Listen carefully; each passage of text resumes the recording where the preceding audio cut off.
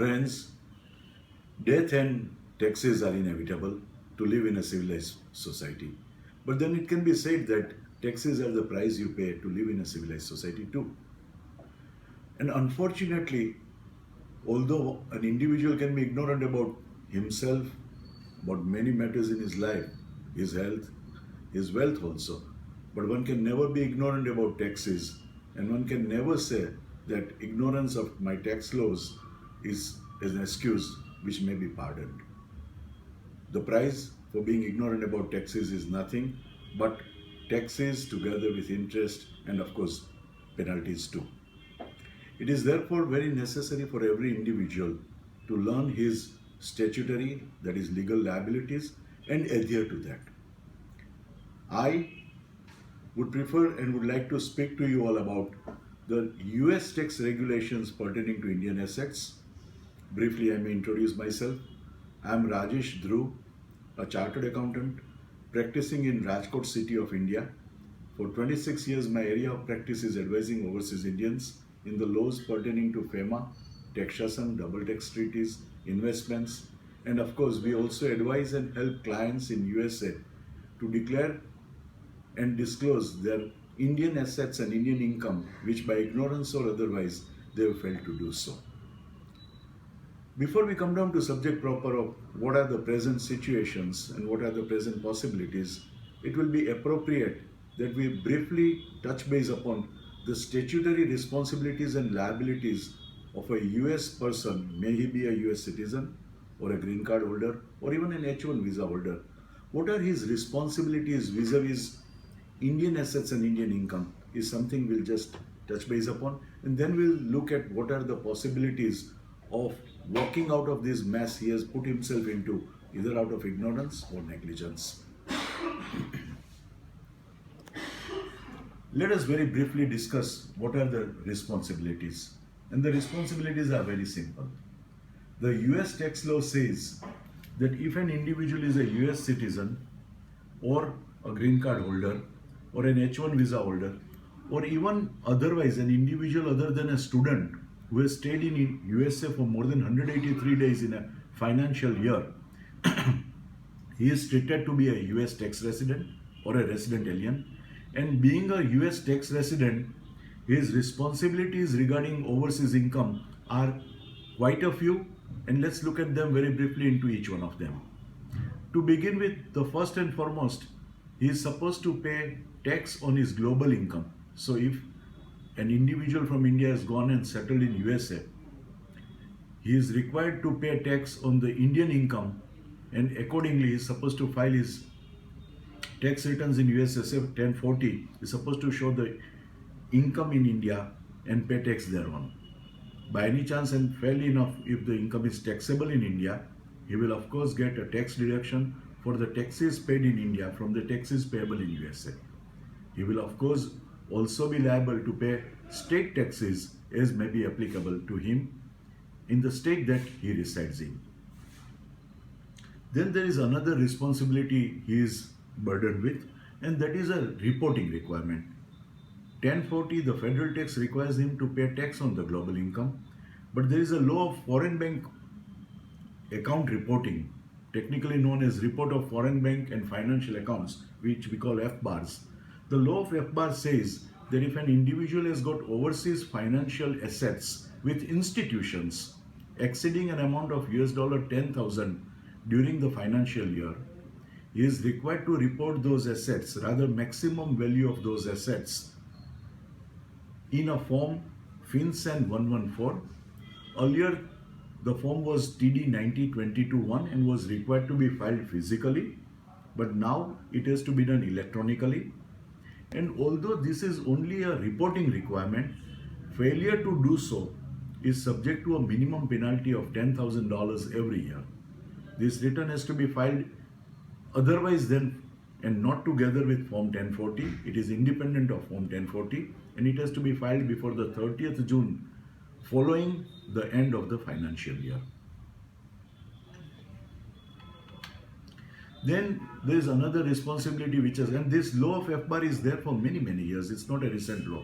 But recently in 2011, a new law of FATCA which is Foreign Account Tax Compliance Act, has been introduced, which is something similar to FBAR.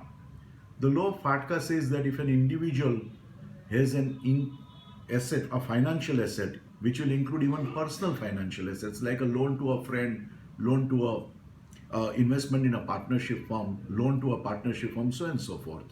If the total assets exceed $100,000 value end of the year or $150,000 during the year in case of a married couple filing joint returns, and in case of individuals that would be half of that, then he is required to file Form 8938 and report the maximum value of these assets in the said form.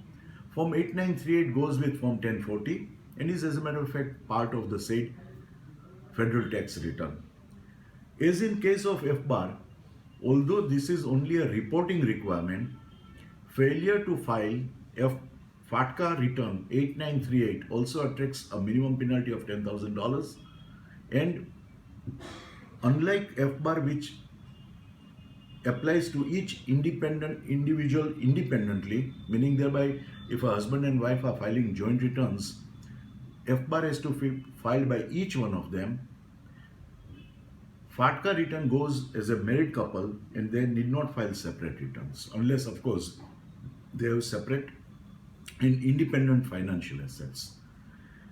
Then the law in USA requires an individual receiving gifts exceeding $100,000 or inheritance exceeding $100,000 in a year, in a financial year, from an individual who is not a resident of USA to report the same in Form 3520.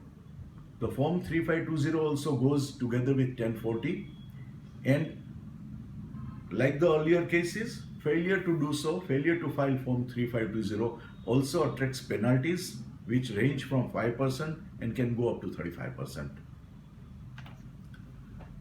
If an individual has given gifts, being a US resident, he is required to submit the details in Form 709. And if the gift doesn't exceed $14,000, there is no need to worry. But if the amount exceeds $14,000, then the gift has to be reported. Then of course, it's not necessary that he pays gift tax on the said amount, because a lifetime gift and estate together, a combined exemption is granted to the extent of $5.34 million last year and $5.45 million this year. Penalty to file said form is also ranging from 5 to 25% of the amount of gift. And then I would like to mention one particular law, which is a little bit dicey law. If a US person is invested in mutual funds outside USA, then he is required to compute the income following the Passive Foreign Investment Company law, which is popularly known as PFIC. Now the law of PFIC is very simple. It says that if you have invested, say for example, in an Indian mutual fund and at a given price of $11, at the end of the year you have not disposed of the mutual funds, but if the prices have shot up to $13, then although there has been no sale there, and thereby of course there is no capital gain, under the law of PFIC, you are required to pay tax on $2, which is the notional gain. The following year, if the prices shoot up to $15, again you are required to pay tax on the additional price rise, and so forth. And for some year, if the prices come down, you can claim a loss thereof. Eventually, if you sell this at a price of $20, you pay capital gain on $5 extra. If you sell them for $11, you allow $4 from 15 to 11, $4 of losses from the return when you file your returns in the year of sale. Of course, not too many people will be investing in partnership firms or holding shares of private limited, public limited companies in India. But if an individual is a partner, then he is required to file Form 8865 and report the investment, provided his individual share shoots up more than 10%. And similarly, in a company also, if his investment exceeds 10%, he is required to report the investment details in Form 5471. Failure to file these forms also attract penalties. So coming back to subject proper, A good number of people were never aware about FBAR, and quite few of them have been coming to US quite often since last 4 years. And in the course of my visits and my lectures to people, I've realized that large number of people were literally ignorant, and few of them, although were aware, were literally negligent. So then the question is, what happens to them if they have been ignorant or negligent? Well, the United States authorities realized that a lot of people, and because Indians are not the only migrants in the United States, there are the Mexicans, there are Chinese, there are as many as 112 country people living in United States. This we know because India has signed an intergovernmental agreement with United States, and similarly there are 111 other countries who have signed IGA with United States, and that made us realize that there must be migrants of more than 112 countries living in United States of America. The government of United States was quite liberal. They realized the possibilities of people not declaring their overseas income and overseas financial assets. And it all started, I believe, in 2008 or 9 with the scheme of Overseas Voluntary Disclosure Initiative, OVDI, wherein an individual was required to pay a penalty of 25% of the maximum value of his financial assets, overseas financial assets which were not declared, and income which whereof was not declared in United States. He was also required, and this 25% value was counted of the last 8 years. He was also required to file federal tax returns, rather revised federal tax returns for 8 years, including and showing the income in India which he had not declared in United States earlier. This initiative was followed by OVDP, the Overseas Voluntary Disclosure Program. And if I can generalize, the basic and the main difference between OVDI and OVDP was the penalties were raised to 27.5%. Then the United States started signing IGAs, the intergovernmental agreements with various countries. India signed the IGA on the 9th of July 2015, I'm sorry. And these IGAs had very simple logical step forward. It was almost impossible for any government, which includes even the United States government, to go into 112 countries and find out the accounts of people who are residing in US and are having accounts abroad. It's literally like picking up a pin from a huge store or a huge warehouse full of hair. But they did something which was very logical and was simple common sense. They signed the IGS whereby individually each country is to form a domestic law. In India, Income Tax Act has been amended to include rules 114F, 114G and 114H, whereby Indian banks, mutual funds, insurance companies and depositories who hold equity shares for clients are required to report accounts of US persons. And the logic is very simple. It becomes much more easy for a domestic institution maintaining the account of a US person to report that account when it is a statutory requirement in the country where the account is situated. So in India, let's talk India only. In India, we have a law whereby every bank, mutual fund, insurance company, and for that reason, demat depositories are required to report accounts. They are supposed to check 5 criteria: whether the account holder is a US citizen, or does he have a US address, or is he showing a place of birth in United States, or is the phone number there of United States, or is the power of attorney holder, if any, is a United States person. If yes, they are further to examine if the account had a balance exceeding $50,000 on the 30th June 2014. Of course, then thereafter one more year has passed, and which has become an annual ritual. So 31st December 2015 also comes in. If on either of the dates a US person has a balance exceeding $50,000, then the said account has to be reported to the IRS, and the deadline has been given of 30th September 2016 for the accounts as on 30th June 2014. Of course, banks have already started this exercise on the 1st September 2015, but the deadline given, I repeat, is 30th September 2016, I'm sorry. Then what is the alternative? Of course, the only alternative was to go under the OVDP. But here the government of United States did something which was extremely generous, and it literally recognized the pains and the mishaps of people at large.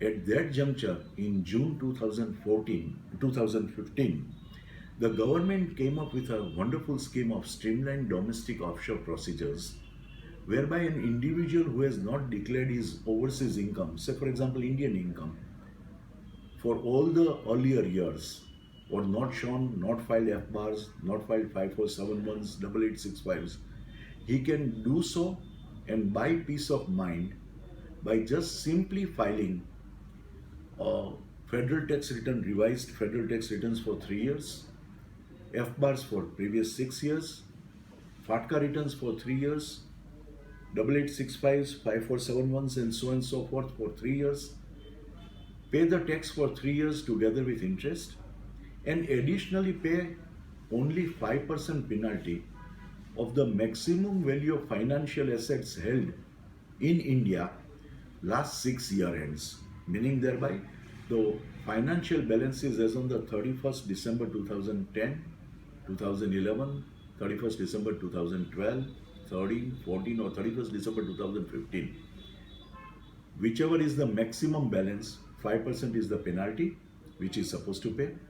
He is supposed to revise his tax returns and file federal tax returns once again, paying federal tax on the Indian income for 3 years, pay interest thereon, and submit a declaration stating that he had not declared his Indian income and Indian financial assets out of ignorance or negligence. And if everything is correct and genuine, there are fair chances that he may never listen from the tax authorities ever in his life. I very strongly believe that this is one lifetime excellent opportunity offered by the United States of America government, and everyone should invariably do it yesterday. The logic is simple, because if an individual does not voluntarily declare his assets, and if the bank's information reaches the IRS, and if the IRS issues a notice or a criminal investigation is initiated, then the penalties are a minimum of 50%, and there are possibilities of the individual paying further penalties, civil penalties also, and also being prosecuted criminally. So I personally believe, and everyone would agree, that when the government has been so wonderfully generous, it would be appropriate and prudent for every individual to examine his own affairs, do his own homework, and get his things set right and walk out absolutely clean and clear with his conscience and his accounts absolutely right on the records being set correct. I would, of course, be happy to answer questions if anybody has, if any, or otherwise you could also see your professionals in your country. You could see, because eventually it is your CPA and your tax lawyer who is going to help you. Our role comes into play because we live in India, we practice in India, and we are a large team of 26 people, 11 professionals. So we can help clients to prepare F bars for 6 years, the figures for revision of federal tax returns for 3 years, the FATCA returns for 3 years, so on and so forth. Of course, you have to hold hand of your tax lawyer in USA, but the preparatories are done by our office. You could contact us or you could contact your CPA. But once again, I strongly appeal, everyone and each one should examine, and if he's on the wrong side of the law, even out of ignorance or negligence, he should walk straight. Thanks.